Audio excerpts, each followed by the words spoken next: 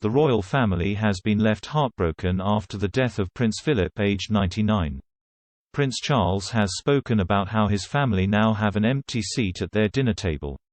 Philip's absence comes as Meghan and Harry continue to grow apart from the family.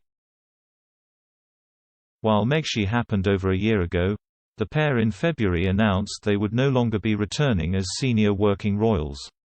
Not a month later, the pair sat down for an interview with U.S. talk show host Oprah Winfrey and aimed several intense allegations at members of the royal family.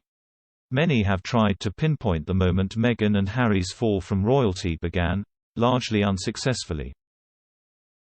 One of the contributing factors might be found when looking at their relationship with family outings compared to Kate and William.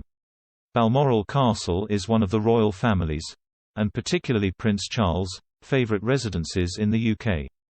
Kate made her first trip there in 2009, 2 years before her royal wedding, and just a year later her parents were invited to a shooting weekend there which hinted an engagement was on the horizon. According to Christopher Anderson, a royal author, writing in his book, William and Kate, A Royal Love Story, Kate impressed the royals during her visit. He said, "It was one thing to be asked to accompany Wills on club-hopping excursions in London and Edinburgh. It was quite another to be invited to Balmoral, which William's great-great-great-great-grandmother Queen Victoria called this dear paradise.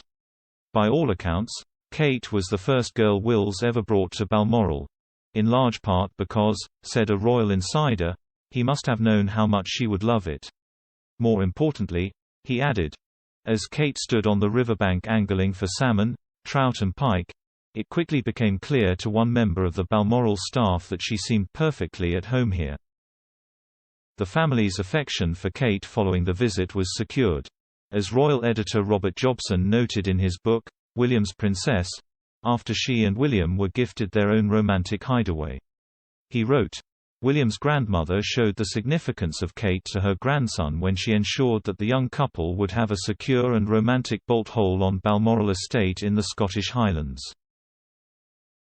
To Charles it is a place that has always represented the freedom to be himself. There he and Camilla are simply Mr. and Mrs. Wales, happy to spend hours walking across the moors." Perhaps part of Charles's affection for Kate stemmed from his recognition that in her, William had found somebody who could happily share the remote Aberdeenshire landscapes that he loved, somebody who would walk by his side as far as he wanted and curl up in front of a roaring fire at the end of the day. The fact that, along with the Queen, he gifted the couple a Highland home was massively significant. The Queen picked up the bill, but it is fair to say that she would not have dreamed of offering the place without the blessing of William's father.